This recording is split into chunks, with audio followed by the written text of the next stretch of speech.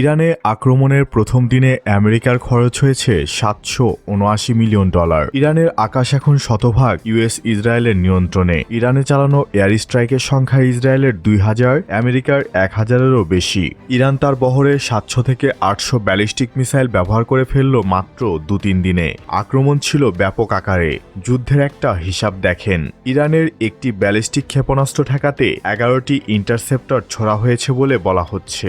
এখানেই খরচের পার্থক্যটা স্পষ্ট হয়ে যায়। একটি ইরানি ক্ষেপণাস্ত্রের আনুমানিক দাম প্রায় $2,50,000, কিন্তু সেটি থামাতে যদি 11টি প্যাট্রিয়ট ইন্টারসেপ্টর ছোড়া হয় তাহলে খরচ দাঁড়াতে পারে $40 মিলিয়নেরও বেশি। ইরানের কাছে বিপুল সংখ্যক ব্যালিস্টিক ক্ষেপণাস্ত্র রয়েছে, আর কামিকাজে ড্রোন শাহেদ ছাড়াও অন্যান্য ড্রোন তো আরও বেশি। এই মাত্রায় হামলা চলতে থাকলে ইন্টারসেপ্টর মজুদ খুব দ্রুত কমে যেতে পারে। কয়েকদিনের মধ্যে আমেরিকা ইসরায়েলের আকাশ প্রতিরক্ষা ব্যবস্থার ওপর বড় ধরনের চাপ তৈরি হওয়ার আশঙ্কা আছে। ইরানের কাছে এখনও হাজার হাজার ব্যালিস্টিক ক্ষেপণাস্ত্র রয়েছে, যেগুলোর প্রায় সবই গভীর বাংকারে সংরক্ষিত থাকে, ফলে সেগুলো যুক্তরাষ্ট্র এবং ইসরায়েলের হামলা থেকে তুলনামূলকভাবে সুরক্ষিত থাকে। এর আগে ইরান ইসরায়েলের দিকে মিসাইল ছুড়লে পথে পথে নানা আরব দেশের ঘাঁটি থেকে সেগুলোর বেশিরভাগই আটকে ফেলত।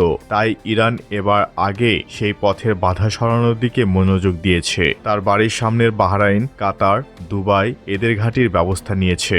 এই বিষয়টা আবার ট্রাম্পের সিলেবাসের বাইরে থেকে এসেছে। ট্রাম্প গতকালই বলেছে, আমরা ভাবি নাই গালফের দেশগুলোতে ইরান আক্রমণ করবে। পূর্ণমাত্রায় সামরিক প্রস্তুতির ক্ষেত্রে রাশিয়া, চীন বা উত্তর কোরিয়ার সহায়তায় ইরান সম্ভবত প্রতি সপ্তাহে 20 থেকে 50টি ক্ষেপণাস্ত্র উৎপাদন করতে সক্ষম হতে পারে। বাহরাইনে আর কাতারের বেজে ছিল early detection radar command centre. বাহরাইনের ঘাঁটিতে ছিল আমেরিকার 5ম ফ্লিট, যেখান থেকে জাহাজগুলো লজিস্টিক্স সাপ্লাই করত। সবচেয়ে বড় ব্যাপার, পুরো মধ্যপ্রাচ্য না, শুধু রাশিয়া পর্যন্ত আর্লি ডিটেকশন করত এখান থেকে। এছাড়াও কোন যুদ্ধবিমান কোথা থেকে কোন দিক দিয়ে যাবে এসবেরও নিয়ন্ত্রণ করত এখান থেকে। আর এসব র্যাডারের দাম ছিল $1 বিলিয়ন। অনেকেই হয়তো ভিডিওতে দেখেছেন, এইসবের বেশিরভাগই ধ্বংস হয়েছে।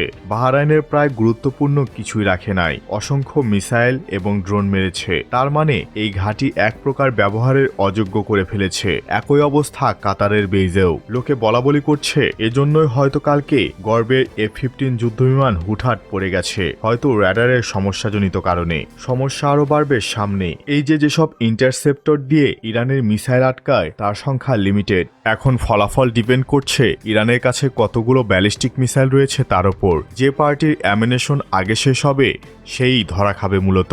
দ্য ইকোনমিস্ট ম্যাগাজিন বলছে, উপসাগরীয় দেশগুলো প্রতিদিন বা প্রতি 2 দিনে যে পরিমাণ ইন্টারসেপ্টর বা ক্ষেপণাস্ত্র বিধ্বংসী মিসাইল ব্যবহার করছে তা মার্কিন যুক্তরাষ্ট্রের বার্ষিক উৎপাদন ক্ষমতার চেয়েও বেশি। উপসাগরীয় দেশগুলো মাত্র 2 দিনে 800টি প্যাট্রিয়ট অথবা থার্ড ইন্টারসেপ্টর মিসাইল ব্যবহার করে ফেলেছে, যেখানে লকহিড মার্টিন বছরে প্রায় 600টি ইন্টারসেপ্টর মিসাইল তৈরি করে।